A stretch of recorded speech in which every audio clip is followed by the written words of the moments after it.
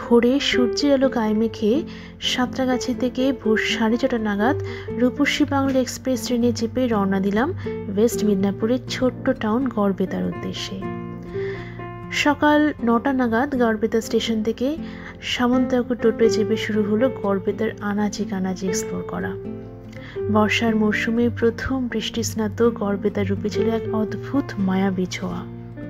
আমাদের রথের চাকা প্রথম গিয়ে থামল শিলাবতীর পাড়ে অবস্থিত 600 বছরেরও পুরনো কৃষ্ণরায় জিউ টেম্পলে। মূল গর্ভমন্দির রয়েছে রাধাকৃষ্ণের যুগলবন্দি বিগ্রহ, আর এটি হলো একমাত্র কৃষ্ণ মন্দির যেখানে ভগবান শ্রীকৃষ্ণ 6 মাস থাকেন মাসির বাড়ি।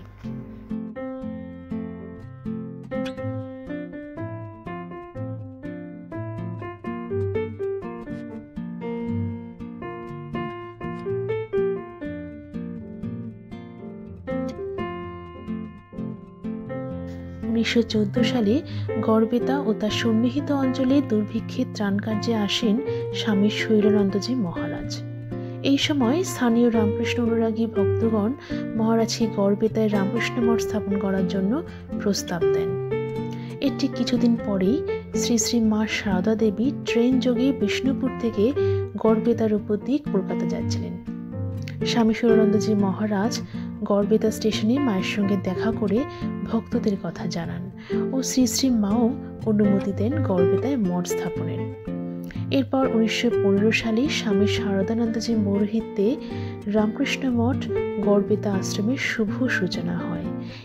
গড়বেতা রামকৃষ্ণ মিশনের সুন্দর মনোরম শান্ত পরিবেশে ঠাকুর মা স্বামীজির উদ্দেশ্যে প্রণাম জানিয়ে আমরা এবার রওনা দিলাম আমাদের পরবর্তী গন্তব্যস্থল বারুর শিব মন্দিরে। গড়বেতার লাল মোরামের রাস্তা ধরে আমাদের রথ এবার এগিয়ে চলল সর্বমঙ্গলা মন্দিরের উদ্দেশ্যে।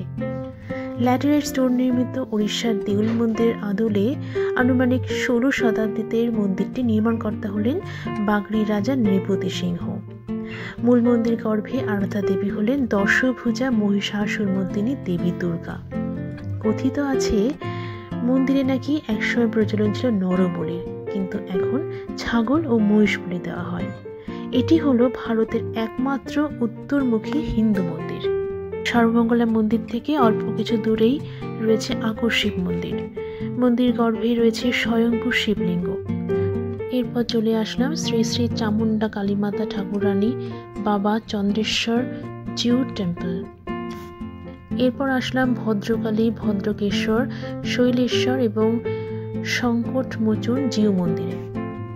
এরপর এসে পৌঁছলাম আমাদের বহু প্রতীক্ষিত শিলাবতীর তীরে গড়ে ওঠা লাল মাটির ল্যাটেরাইটে তৈরি সেই স্বপ্নপুরী the grand canyon of west Bengal Gangani. এক এক করে ধাপ পেরিয়ে পৌঁছে গেলাম গনগনির গিরিখাতে, যা গিয়ে মিশেছে শিলাবতী নদীর সাথে। শান্ত পরিবেশে চুপ করে শিলাবতী নদীর কুলু কুলু জলস্রোত শুনতে শুনতে হঠাৎ নেমে পড়ল এক পশলা হালকা বৃষ্টি।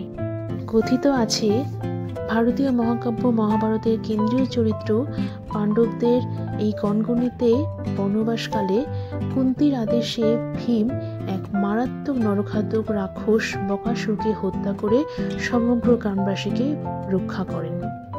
শুধু তাই নয়, এছাড়া ইতিহাসের চুয়ার বিদ্রোহের সাক্ষীও হলো এই গনগনি। গনগনির অপরূপ সৌন্দর্যকে পেছনে ফেলে আমরা এবার এগিয়ে চললাম আমাদের অন্তিম গন্তব্যস্থল বাগডোবা জঙ্গলে। বাগডোবা জঙ্গল যাওয়ার পথে পড়ল ভবতারিণী মন্দির গনগনি। আজকের মতো ভ্রমণ পর্ব এই পর্যন্ত। খুব তাড়াতাড়ি আমি আবারও ভ্রমণ নেশায় আক্রান্ত হয়ে ফেরত আসবো নতুন কোনো পর্ব নিয়ে। সো সবাই ভালো থাকুন।